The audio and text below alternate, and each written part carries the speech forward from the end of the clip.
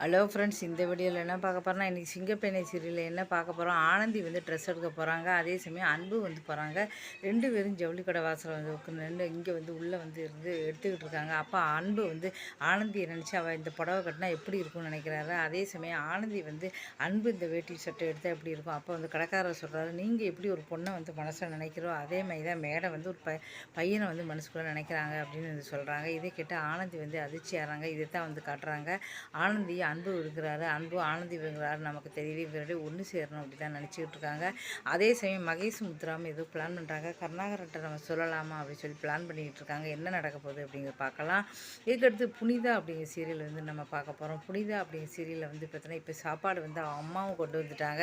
அதே சமயம் வந்து பார்த்தீங்கன்னா, இப்போ தங்கச்சியும் கொண்டு வந்துட்டு அவங்க அம்மா சாப்பாடு வந்து சாப்பிடு சொல்லி 2 பேருக்கும் போட்டாங்க. 2 பேரும் நல்லா சாப்பிட்டுக்கிட்டு இருக்காங்க. அப்போ அமுதா உள்ளே வந்துடுறா சாப்பாடு எடுத்து. இதுக்கு தான் என்ன சாப்பாடு எடுத்துகிட்டு வந்து வர சொன்னீங்களா, 2 பேரும் சாப்பிட்டுட்டு வர சொன்னீங்க அப்படி சொல்லி சத்தம் போடுறாங்க. மணிகண்டன் வந்து கூட கொஞ்சம் வந்து ஏற்றி விட்றாரு. ஆமாம் பற்றியா, வேணுன்னே உன்னை கேவலப்படுத்துகிறாங்க, அவமானப்படுத்துகிறாங்க. புனிதா கொண்டு படிக்க வைக்கணும்னு ஆசையே கிடையாது, அவன் நல்லவ கிடையாதுன்னு சொல்லி சொல்கிறாரு. இதை கேட்டு வந்து பார்த்தா அவங்க தங்கச்சி வந்து சண்டை போடுறாங்க. உடனே இல்லைம்மா, அம்மா தெரியாம அவங்க கொண்டு வந்துட்டாங்க, ஒரு சாப்பாடை வந்து சரவணனுக்கு கொடுக்கலான்னு நினச்சோம் அப்படிங்கிறாங்க. நான் உங்களுக்கு கொண்டு வந்து சரவணனுக்கு கொடுக்குவான்னு சொல்லி கத்தி சண்டை வந்துடுச்சு. ஏற்கனவே அமுதா கல்யாணத்துலேருந்து ஒரே பிரச்சனையாக தான் இருக்குது. தூரத்து பிச்சை கண்ணுக்கு தூச்சி அப்படின்னு சொல்லுவாங்க. பக்கத்தில் வந்தோடனே பயங்கர சண்டை போடுறாங்க. இதுக்கப்புறம் என்ன நடக்க போகுது அப்படின்னு தெரியல. ஆனால் புனிதா வந்து உண்மையிலேயே ரொம்ப நல்லா கொண்டு வந்தேன். ஆனால் கபிலன் தான் வந்து பைசா வாங்க மாட்டேங்கிறாரு. இது இந்த விஷயம் அமுதாவுக்கு வந்து தெரியாது.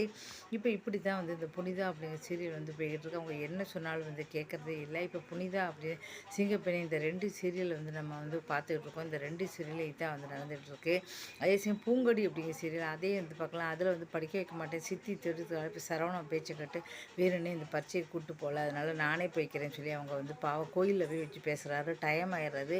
எக்ஸாமுக்கு அவங்க கடைசி இடத்துல கிளம்புவாங்க. கோயிலில் போய் நின்றுக்கிட்டு அதுக்கப்புறம் அவங்க ஆட்டோ பிடிச்சி நானே போய்க்கிறேன்னு சொல்லி போகிறாங்க. அதுக்குள்ளே வந்து உள்ளே விட மாட்டேன் அப்படி சொல்கிறாங்க. அதனால் பரீட்சை எழுத முடியாமல் போயிடுறது. அதனால் வெளியில் நின்று வருத்தப்பட்டுக்கிட்டு இருக்காங்க.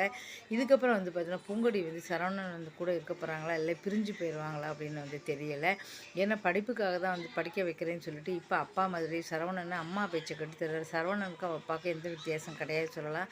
அவள் அப்பா தானே செஞ்சார். சரவணன் வந்து சித்தி பேச்சை கட்டு கொடுமைப்படுத்த ஆரம்பிச்சிட்டான். இதுக்கப்புறம் என்ன நடக்க போகுது அப்படிங்கிறத பார்க்கலாம். இந்த 3 சீரியலுமே இந்த சண்டே வந்து நல்லாயிருக்கும் பார்த்துக்கிட்டு இருக்கோம். இந்த வீடியோ பிடிச்ச மறக்காம சேனலை சப்ஸ்கிரைப் பண்ணுங்கள். நன்றி, வணக்கம்.